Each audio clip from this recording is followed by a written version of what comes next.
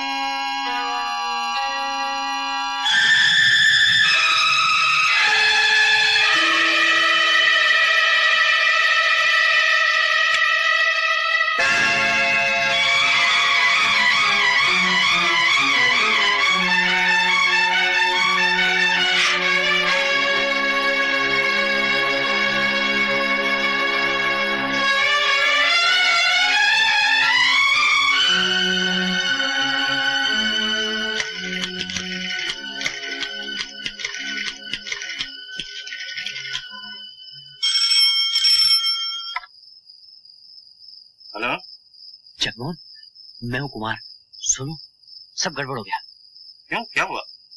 मीना की अलमारी का ताला तोड़ दिया किसी ने। ताला तोड़ दिया? हाँ, ऐसा लगता है कोई मुझसे पहले घर में आया और सारे कागजात ले गया।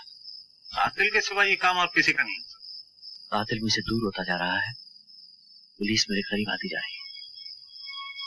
इंस्पेक्टर है?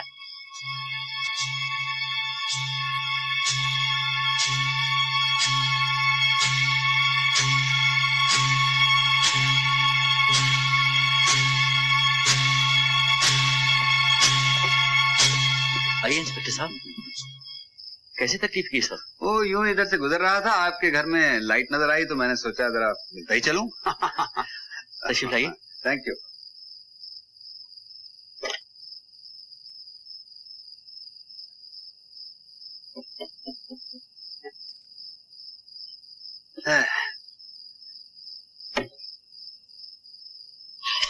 सिगरेट? बड़े कमाल की चीज है। नहीं नहीं, उस दिन आपका सिगरेट पिया था, आज आप हमारा पिएंगे।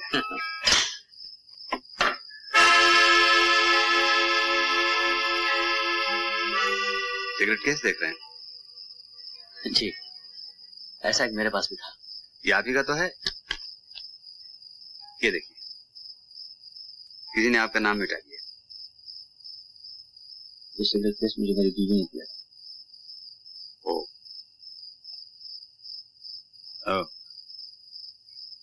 प्यार की निशानी। अगर आप चाहें तो इसे रख सकते हैं। बहुत बहुत शुक्रिया।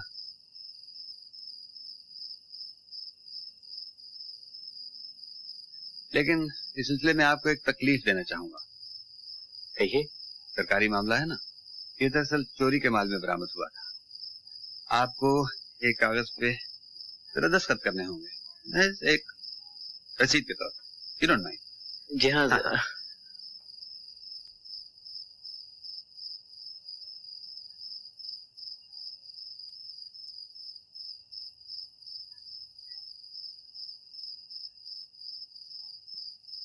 Thank you.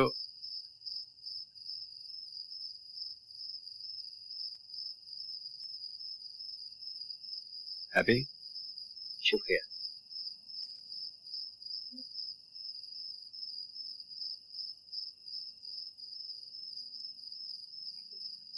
मिस्टर कुमार, मालूम है मजे की बात क्या है? ये सिगरेट केस भी शिराज होटल के उसी कमरे में मिला जहां वो दाढ़ी वाला ठहरा हुआ था। आप बता सकते हैं ये सिगरेट केस वहां कैसे पहुंच गया? हो सकता है ये कहीं गिर गया हो, किसी ने मेरी जेब से निकाल लिया हो। हाँ, हो सकता है। क्यों नहीं हो सकता? जरूर हो सकता।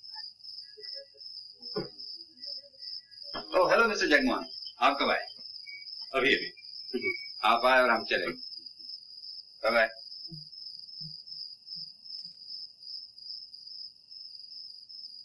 जाते जाते इंस्पेक्टर ने क्या कहा वो सुना तुमने? हाँ सुना। वो ये कह रहा था कि वो दाढ़ी वाला आदमी जो उस होटल में ठहरा हुआ था और तुम दोनों एक हो। तो क्या हुआ? वो मेरा कुछ नहीं बिगाड़ सकता। क्यों नहीं बिगाड़ सकता? अरे भाई, जिस होटल में तुम ठहरे हुए थे उसके रजिस्टर में अपना नाम तो लिखा होगा। अपना नाम तो मैंने लिखा ही नहीं, ऐसे ही एक नाम लिख दिया, एसएन सिन्हा। मगर लिखाई तो तुम्हारी है, उसे कैसे छुपाओगे? लिखाई? उफ, क्या हुआ?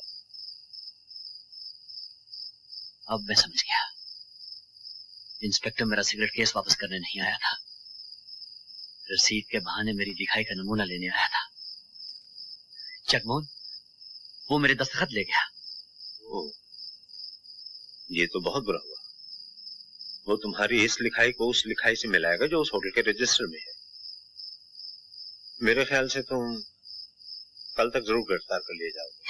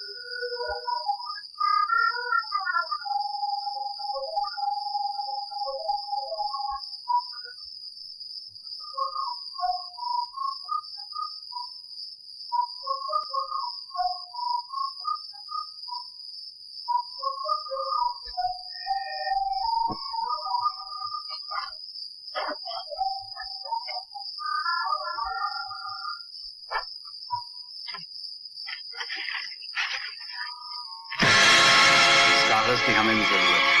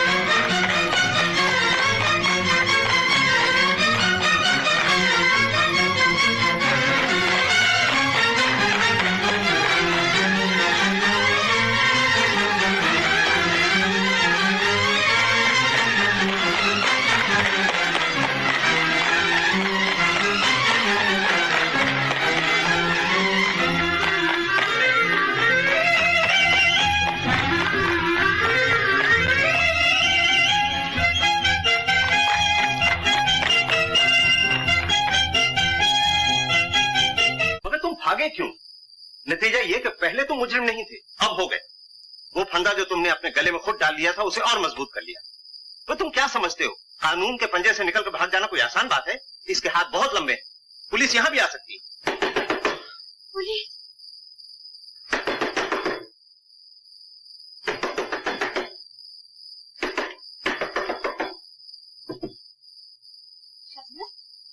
जगमान भैया अभी भी पुलिस कुमार को ढूंढते हुए मेरे घर आई थी। इतनी रात को पुलिस क्यों ढूंढ रही है उन्हें? क्या बात है, क्या किया उन्होंने? अपनी बीवी का खून। ये हरगिज नहीं हो सकता। ये मैं नहीं कह रहा हूँ, पुलिस कह रही है। पुलिस बकती है। कुमार तुम यहाँ? जगमोहन भैया क्या कह रहे हैं? शबनम जी, इन बातों का वक्त नहीं है। पुलिस तुम्हारे घर के बाद सीधी यहीं आती हो, इसे फौरन यहाँ से चले जाना चाहिए।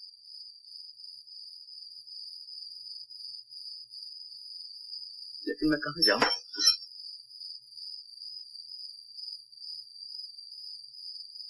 सवाई होटल, कमरा नंबर 300। ये चाबी कैसी?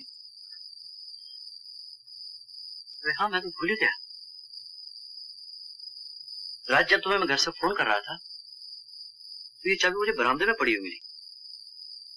जान पड़ता है जब मैंने इंस्पेक्टर पुलिस को देखा तो ये चाबी मैंने जेब में डाल ली होगी। उसके बाद ध्यान से निकल गई। ये चाबी यकीनन उस आदमी की जेब से गिरी है जो तुम्हारे घर में चोरी करने आया है।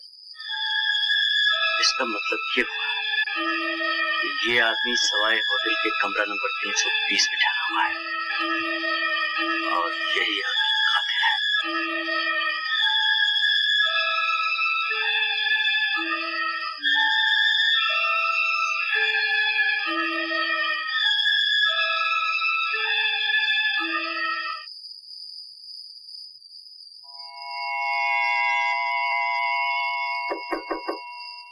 रख दिया साहब।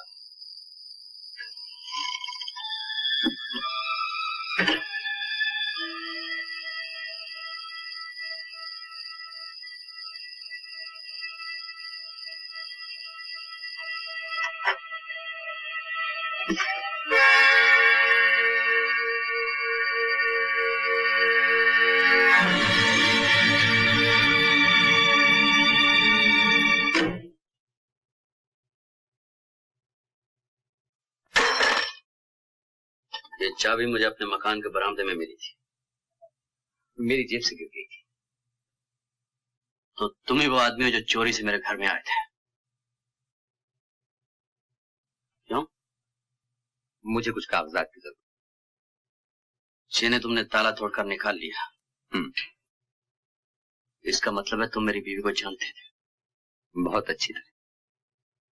उस रोज मेरी बीवी का नाम चिट्ठी भी तुमने लिखी थी।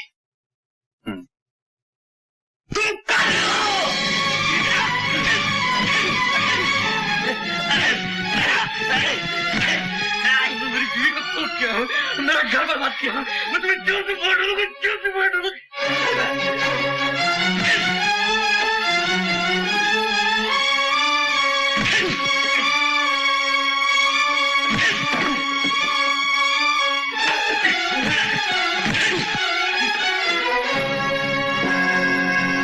चुपचाप मेरे साथ पुलिस स्टेशन चले चलो, वरना पुलिस स्टेशन तो मुझे ले जाना चाहिए तुम्हें।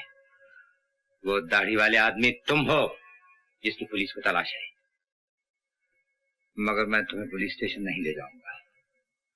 मैं जानता हूं कि तुम कातिल नहीं हो। हाँ, कातिल मैं नहीं, कातिल तुम हो। कातिल मैं भी नहीं हूं। तो फिर तुम कौन हो?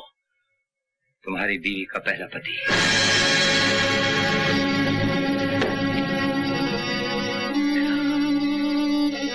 तुम उसके दूसरे पति हो। पहला पति मैं हूं। ये कहानी मुझसे शुरू हुई थी।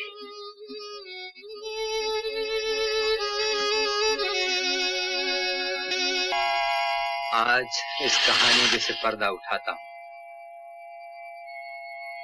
मैं और मीना एक दूसरे से मोहब्बत करते थे, लेकिन हमें डर था अगर मीना के पिता से जिक्र किया गया तो वो शादी की इजाजत नहीं देंगे। इसलिए उनकी इजाजत के बगैर हमने शादी कर ली। उसी रात इमरजेंसी डिक्लेयर हुई और उसी ही रात मुझे लड़ाई के फ्रंट पर भेज दिया गया। उसके कुछ ही दिन बाद मैं लड़ाई में जख्मी हुआ और गिरफ्तार कर लिया गया, लेकिन मेरे बारे में ये खबर उड़ी कि मैं लड़ाई के महाज पर मारा गया। वक्त गुजरता गया, मैं दुश्मन की कैद से रिहा हुआ। वहां से छूटने के बाद मैं सीधा बंबई पहुंचा, सवाए होटल में ठहरा। मुझे अच्छी तरह याद है, उस रोज नए साल की रात थी। होटल में खूब जश्न हो रहा था, मगर मेरा दिल बंबई में नहीं था, दार्जिलिंग में था। मैं जल्द से जल्द मीना से मिलना चाहता था।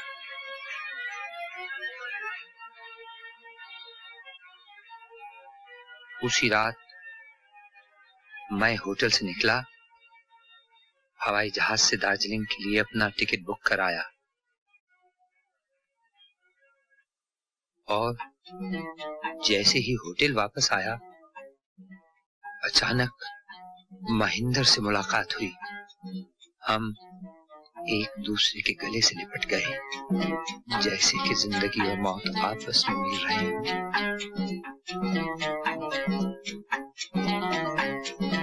महेंद्र को मैं अपने कमरे में ले गया। अरे महेंद्र, अच्छा हुआ यार तुम मिल गए। ईमान से फ्रंट पे तो गोलियों की आवाज सुन के कान पक गए वैसे यार। अच्छा मियां, कोई इस दुनिया के इस हिस्से कोई नई ताजी खबर सुनाओ मैं। अच्छा तो तुम्हें एक खौफनाक खबर सुनाए। आज हम इस होटल में मीना जी से मिले। अरे मीना को मिलना कोई खौफनाक खबर है यार? उसे मिलने के लिए तुम्हें तड़प रहा हूं महेंद्र। मगर राजेश, उन्होंने दूसरी शादी कर ली। नहीं महेंद्र नहीं, मैं उनके शौहर से भी मिला। मेरी तमाम उम्मीदों पर पानी फिर गया। मैं उसी कुर्सी में धंस गया जिसमें बैठा था। अगले रोज मैंने महेंद्र से कहा, मैं मीना से मिलना चाहता हूं। महेंद्र ने फोन मिलाया। मीना? हाँ, मैं महेंद्र बोल रहा हूँ, कैप्टन महेंद्र। मैं तुम्हें एक ऐसी खबर सुनाना चाहता हूँ जिसे सुनकर तुम हैरान रह जाओ। तुम्हारा पहला पति राजेश जिंदा है। मैं मीना राजेश बोल रहा हूँ मैं। मीना, मैं राजेश हूँ। मीना मालूम है, उसको नीचे रख दिया। तो फिर ट्राई करो। हाँ प्लीज पे करो। Operator, yes 242665। हम सारा दिन कोशिश करते रहे, मगर मीना का फोन नहीं मिला। मैंने एक बार फिर फोन लगाया। उस तरफ घंटी बजने लगी। मीना ने फोन उठाया। फोन बंद मत करना मीना, मैं राजेश बोल रहा हूँ। पहले मेरी पूरी बात सुन लो। मैं सवाई होटल कमरा नंबर 320 में ठहरा हूँ। तुम मुझसे मिलने अभी चली आओ, मैं तुम्हारा इंतजार करूंगा। और हाँ, अगर तुम नहीं आई तो मुझे खुद तुमसे मिलने आना पड़ेगा।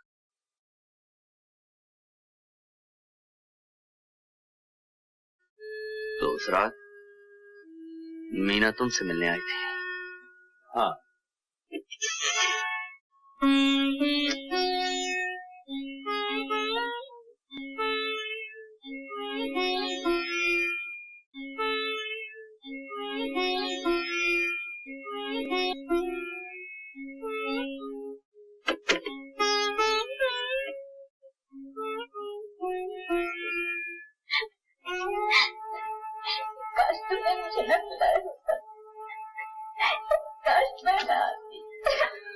घबराओ नहीं मीना, मैंने टेलीफोन पर जो कहा था वो धमकी नहीं थी, वो सिर्फ तुम्हें एक बार देखने का बहाना था।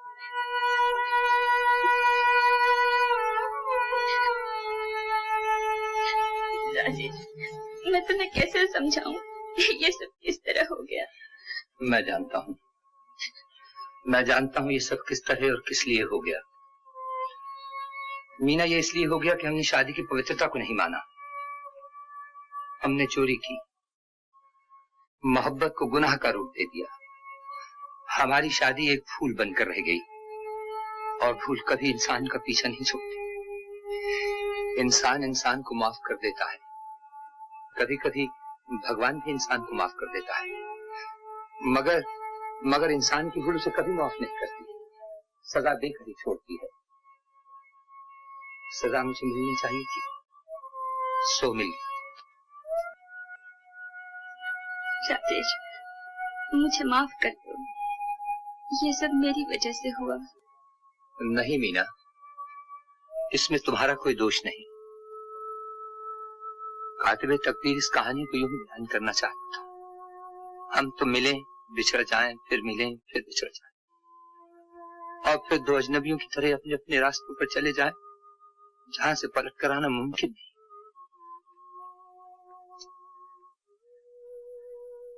मीना, मैं कल चला जाऊंगा। तुम्हें एक बार देखना चाहता था, देख लिया। खुश रहो, आबाद रहो। राजेश तुम्हारे लिए आज से 5 बरस पहले मर चुका था, और मैं तुम्हें यकीन दिलाता हूं वो अब कभी जिंदा नहीं होगा।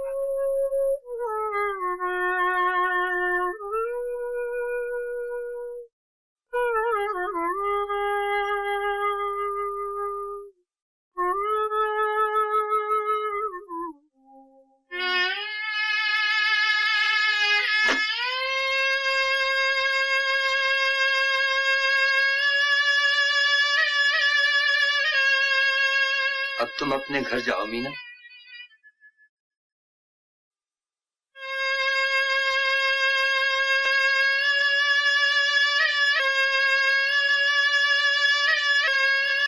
राजेश, मुझ पर एक और एहसान करोगे? कहो। तुम्हारी एक अमानत है मेरे पास। अमानत? तुम्हारी बच्ची। बच्ची? हाँ, पिताजी ने हमारी शादी को राज रखने के लिए इस बात का जिक्र किसी से नहीं किया था। जब बच्ची पैदा हुई, उसे कह दिया कि मर गई है, और उसे अनाथ आश्रम भिजवा दिया गया। मरते वक्त जब ये राज पिताजी ने मुझे बताया, मैं बच्ची को अपने पास नहीं रख सकती थी। उसे मैं ले जाऊंगा। मीना, तुम कितनी अच्छी हो, तुमने मुझे जिंदा रहने का सहारा दे दिया। उसे मैं अपने कलेजे से लगा के रखूंगा। मीना, वो कहाँ है, उसका पता दो मुझे, मैं उसे अभी अभी लेकर आता हूँ। वो तुम्हें नहीं देंगे। मुझे नहीं देंगे? क्यों? आश्रम वाले सिर्फ शादीशुदा लोगों को ही बच्चे देते हैं। ओह, और मेरी तो शादी हुई नहीं। खैर, कल तुम बच्ची को यहाँ छोड़ जाओ। अब मैं यहाँ नहीं आऊंगी। मशहूर आदमी की बीवी हूँ, किसी ने देख लिया तो जानते हो क्या होगा। हाँ, कुमार तो बहुत मशहूर आदमी है। तो मैं ऐसे करता हूँ, मैं हवाई जहाज से 2 सीटें बुक करा लेता हूँ, और जिस वक्त भी वो सीटें होंगी मैं तुम्हें इत्तला दे दूंगा। तुम बच्ची को अपने घर ले आना। हाँ, ये ठीक है। मैं बच्ची को अपने घर ले आऊंगी, और उसे वहां से मैं ले जाऊंगा। अगले रोज मुझे रात की 2 सीटें मिल गई। ये बताने के लिए मैंने मीना को 2 बार फोन किया, मगर दोनों ही बार तुमने फोन उठाया और मैं मीना से बात न कर सका।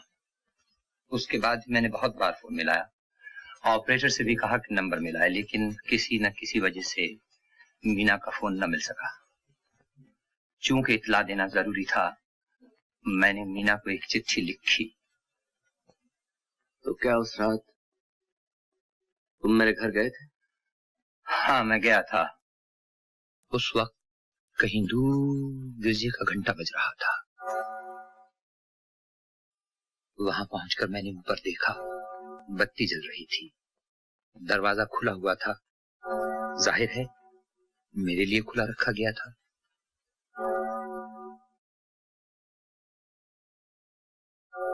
अंदर कमरे में अंधेरा था, अंधेरा जानबूझकर रखा गया था, शायद इसलिए कि जब मैं ऊपर जाऊं और वापस आऊं कोई मुझे न देख सके।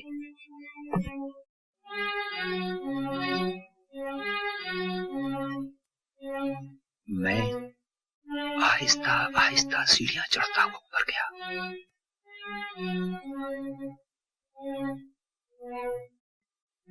जैसे ही लैंडिंग में कदम रखा, ऊपर से ऊंचे ऊंचे बोलने की आवाजें सुनाई दी।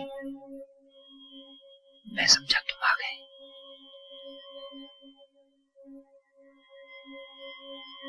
वापस पलटा। अचानक ऐसे लगा जैसे कोई चाबी से नीचे का दरवाजा खोल रहा है। मैं चुप गया। इतने में कोई अंदर दाखिल हुआ। मैं अभी सोच ही रहा था कि क्या करूं, ऊपर से गोली चलने की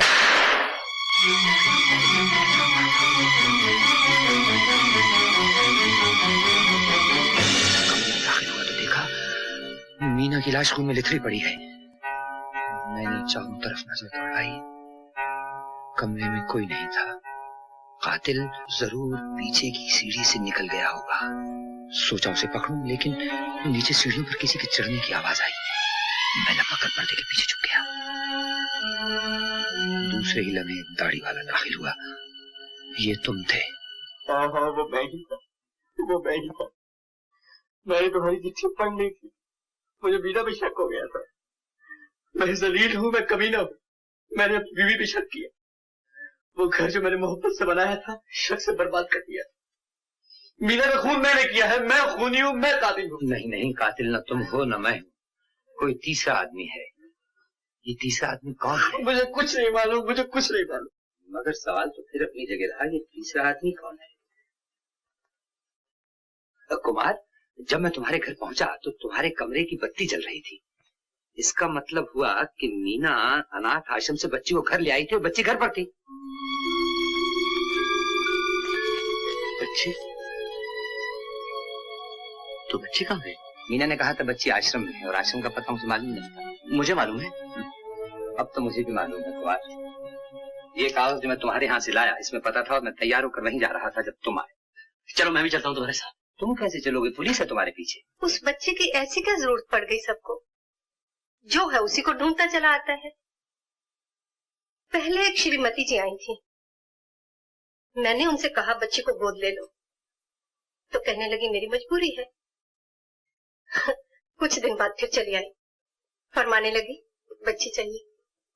मैंने कहा बच्ची तो हमने दे दी, तेजपाल साहब ले गए हैं।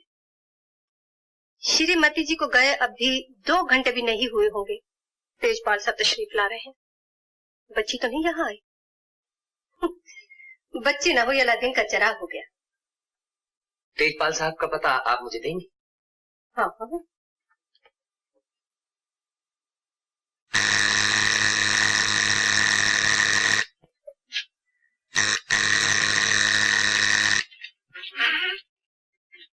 कौन चाहिए आपको? तेजपाल साहब यही रहते हैं ना? रहते तो यही है, पर आजकल यहाँ नहीं। कहाँ गए हैं? ऊटी, वहाँ उनकी ससुराल है। उनका पता मिल सकता है? पता तो हमारे पास नहीं है, मगर ऊटी में उनके ससुर की टी एस्टेट है। क्या नाम है उस टी एस्टेट का? गालबन जाली टी एस्टेट।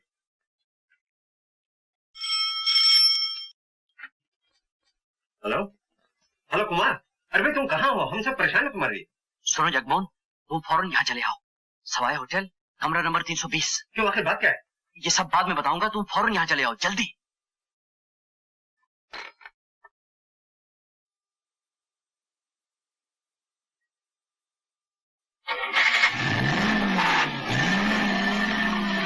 ड्राइवर, उस गाड़ी का पीछा करो।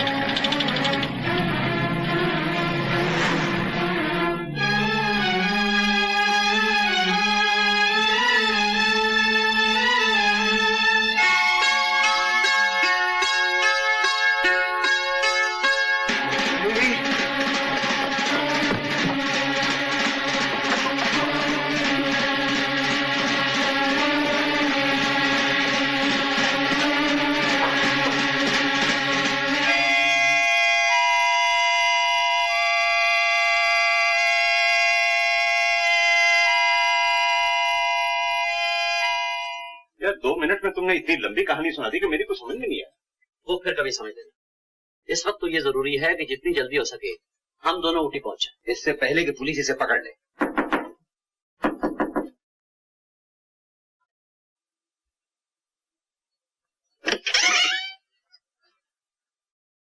साहब आप कर दो।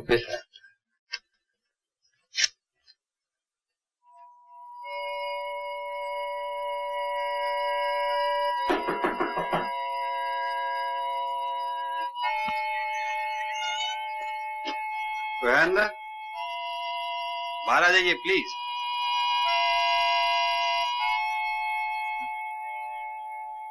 What do you want? Sorry ma'am.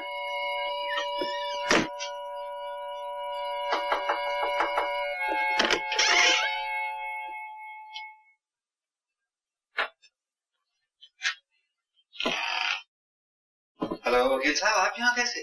जी मैं अपने दोस्त कैप्टन राजेश से मिलने के लिए आया था। आज अपना bye bye bye.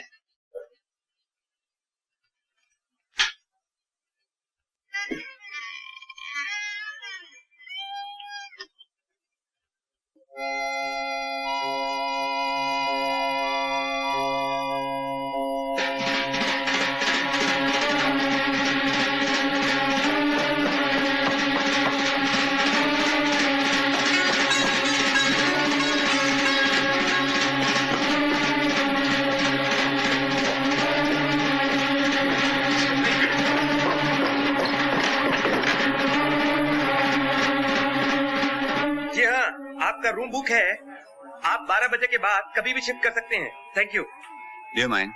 Anything I can do sir for you? Captain Rajesh hotel छोड़ गए क्या? अभी थोड़ी देर हो गई चले गए। मेरा उनसे मिलना बहुत जरूरी है, क्या आप बता सकते हैं कहाँ है? ऊटी गए।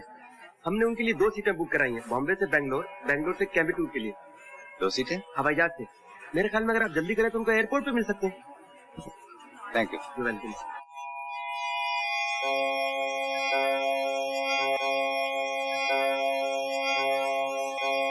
Your attention, please. Your attention, please. Captain Rajesh, passenger from Bombay to Bangalore, is requested to contact the Indian Airlines inquiry counter immediately. Captain Rajesh, passenger from Bombay to Bangalore, contact the inquiry counter, please. Captain Rajesh, passenger from Bombay to Bangalore, contact the inquiry counter, please. Thank you. Captain Rajesh, yes your phone. Hello captain, अभी अभी inspector Ashok airport गया है, तुम लोगों के पीछे, जरा होशियार रहना।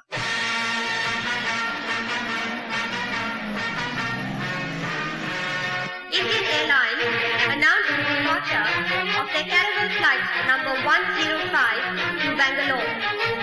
Passengers are requested to proceed to the aircraft. Thank you.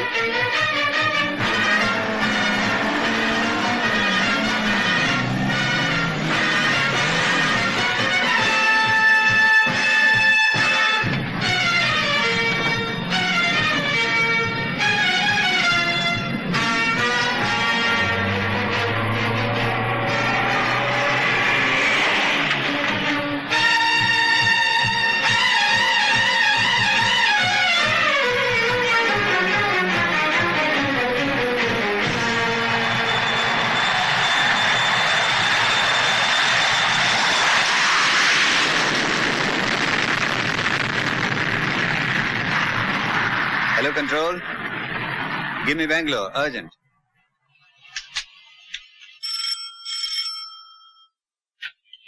Hello Bangalore, मैं बॉम्बे से इंस्पेक्टर अशोक बोल रहा हूँ। देखिए, बॉम्बे से फ्लाइट नंबर 105 से मशहूर एक्टर कुमार बैंगलोर पहुंच रहा है। आप उसे जानते हैं? वेरी गुड, उसे रोक लीजिए। हाँ, जाने न दीजिए। दूसरी फ्लाइट से मैं भी बैंगलोर पहुंच रहा हूँ।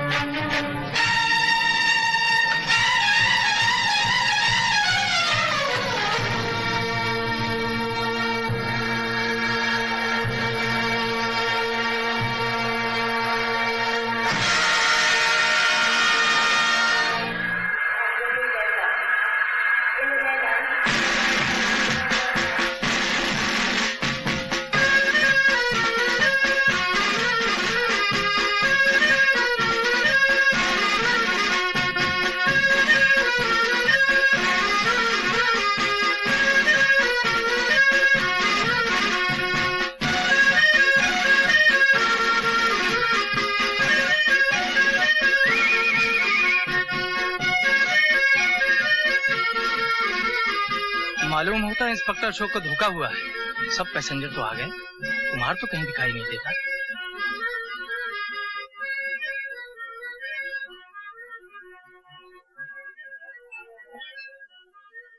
कुमार, हमारा अंदाजा ठीक निकला। इंस्पेक्टर अशोक ने यहाँ इतला कर दी थी। पुलिस यहाँ तुम्हारे लिए ही आई हुई थी। Your attention, please. This is the last and final call for Captain Rajesh and Mr. Kumar traveling from Bangalore to Coimbatore by flight number 103. Rajesh, police के हाथों से बचकर यहाँ तक तो पहुँच गए। अब किसी तरह बच्ची मिल जाए। बच्ची मिल भी जाए और उसने कत्ल होते हुए देखा है, ये भी बता दे। बता क्या दे? बच्ची बोलती तो है ही नहीं। और आप भी डॉक्टर साहब उसी से पूछते हैं बताओ क्या हुआ। ये इसके माँ बाप खड़े, ये भी कुछ नहीं बताते। कहते हैं हंसते खेलते बच्ची एकदम चुप हो गई। भला ये भी कोई समझ में आने वाली बात है? कुछ हुआ ही नहीं, बच्ची की जुबान बंद हो गई। वाह,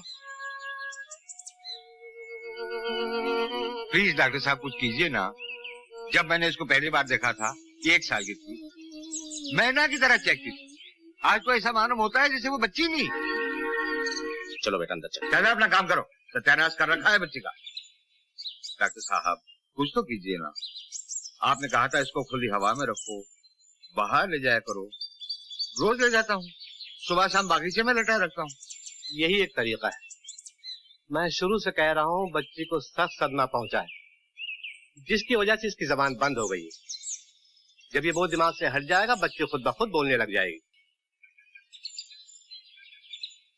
नमस्ते साहनी साहब। आ गए वकील साहब, कागजात ले आए? जी हाँ, इसी बारे में आपसे कुछ बातें करना चाहता हूँ। आओ साहनी साहब, कागजात तो घंटा भर में तैयार हो जाएंगे, लेकिन एक वकील होने की हैसियत से मैं आपसे ये पूछना चाहता हूँ कि ये 5 लाख रुपया आप क्यों देना चाहते हैं अपने दामाद को? मैं जानता हूँ उसे आप पसंद नहीं करते। अरे मैं कहाँ देना चाहता हूँ उस बेईमान को, मगर क्या करूँ, मेरा हाथ दबा हुआ है। वो कैसे? रुपए के लालच में उस कमीने ने मेरी लड़की को फांस लिया और फिर दोनों ने मेरी मर्जी के खिलाफ शादी कर ली। मैंने गुस्से में आकर लड़की को अपनी जायदाद से महरूम कर दिया। ये तो मुझे मालूम है। कुछ दिन बाद इनके यहाँ ये लड़की पैदा हुई। अपना खून फिर अपना खून होता है। मैं उसे देखने चला गया। लड़की बहुत प्यारी थी, मेरी जबान से निकल गया इसे मैं ले जाऊं। फौरन इस कमीने ने उसकी कीमत मांगी। मैं खामोश नहीं रहूंगी। सच को छिपाते छिपाते मेरा दम घुटने लगा है। ये बच्ची हमारी नहीं, हमारी बच्ची मर चुकी है। मेरे पिताजी से 5 लाख रुपया ऐंठने के लिए तुमने झूठ बोला। अनाथ आश्रम से लाई हुई बच्ची को अपनी बता रहे हो। मैं अब चुप नहीं रहूंगी। मैं पिताजी से सब कुछ कह दूंगी। जिस तरह आज तक सामान बंद रखी है, आइंदा भी रखोगी। जानती हो मैं कौन हूँ? अगर आज के बाद ऊंची आवाज सुनी, तुम्हारी लाश तक नहीं मिलेगी।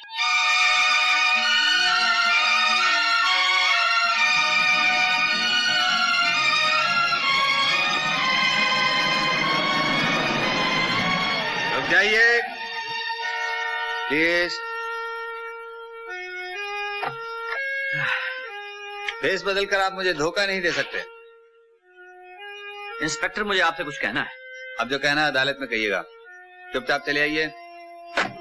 This is loaded you know. बैठिए।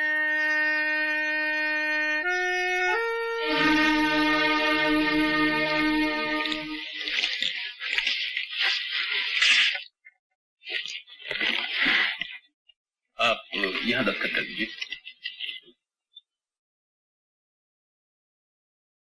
गिन लो, पूरे 5 लाख है।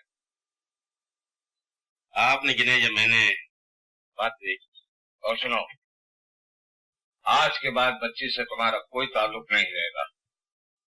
बच्ची के बाप होते हुए भी तुम मुझसे मिल सकोगे या नहीं, ये मेरी मर्जी पर होगा। तुम अपने तौर पर यूं समझ लो, अब वो तुम्हारी नहीं रही। वो तो पहले से मेरी नहीं थी।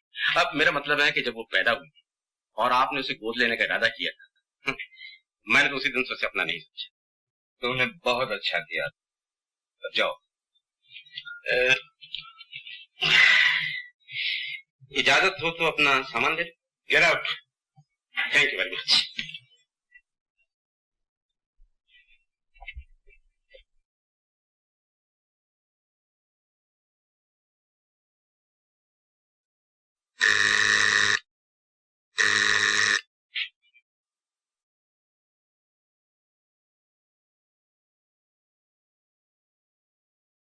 आप कीजिएगा, हम आपको कुछ तकलीफ देना चाहते हैं। फरमाइए।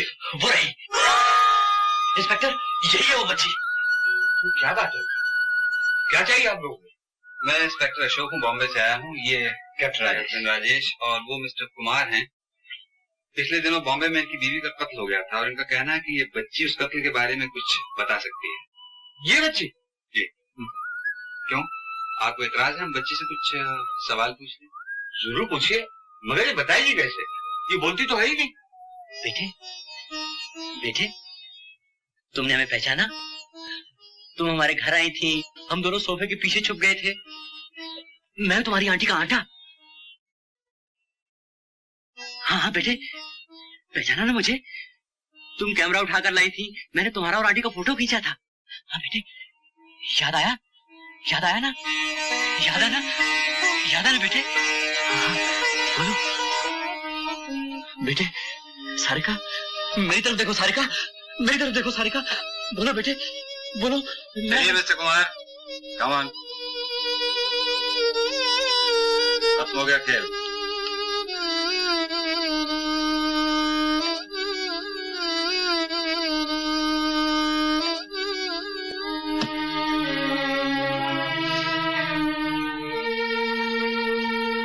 चलिए अच्छा पिताजी, मैं चलता हूँ। ये साहब मिस्टर हिल्स पर हैं। जी।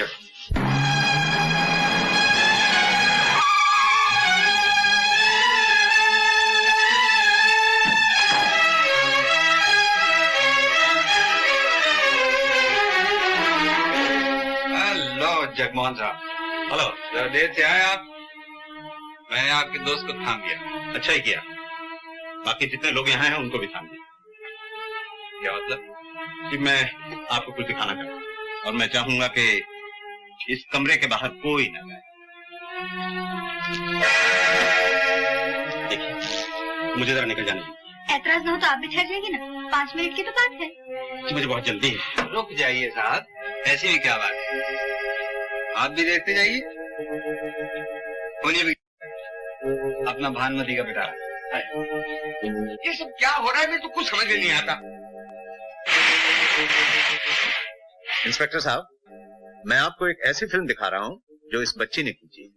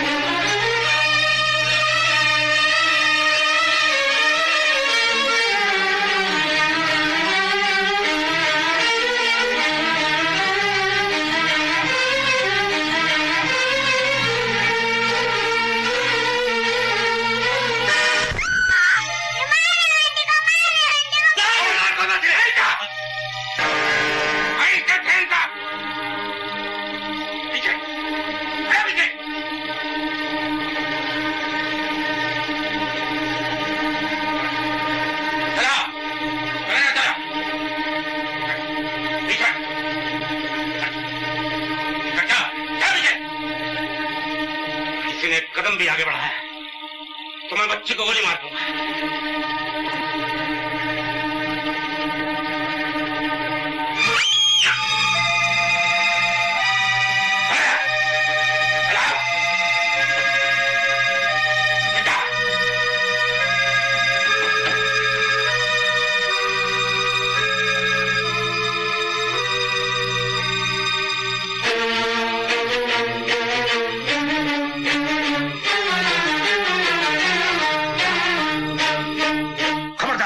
किसी ने आगे कदम बढ़ाया तो गोली मार दूंगा।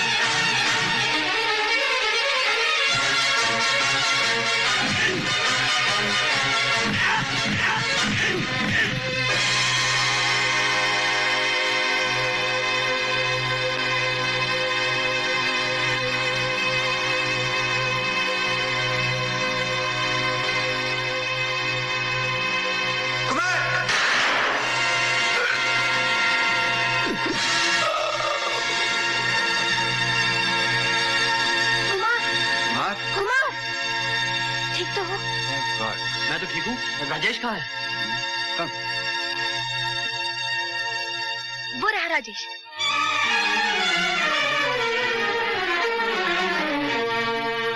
राजेश, राजेश,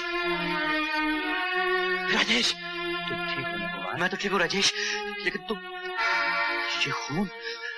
ये खून बेकार नहीं गया। एक सिपाही का इससे अच्छा अंजाम और क्या हो सकता है कि अपना फर्ज अदा करता हुआ मारा जाए। नहीं राजेश, तुम मुझे छोड़कर नहीं जा सकते। मैं तुम्हें नहीं मरने दूंगा, नहीं मरने दूंगा। मैं जिंदा ही कब था? मैं तो आज से बहुत पहले मर चुका था। अच्छा, खुश रहो मेरे दोस्त, खुश रहो।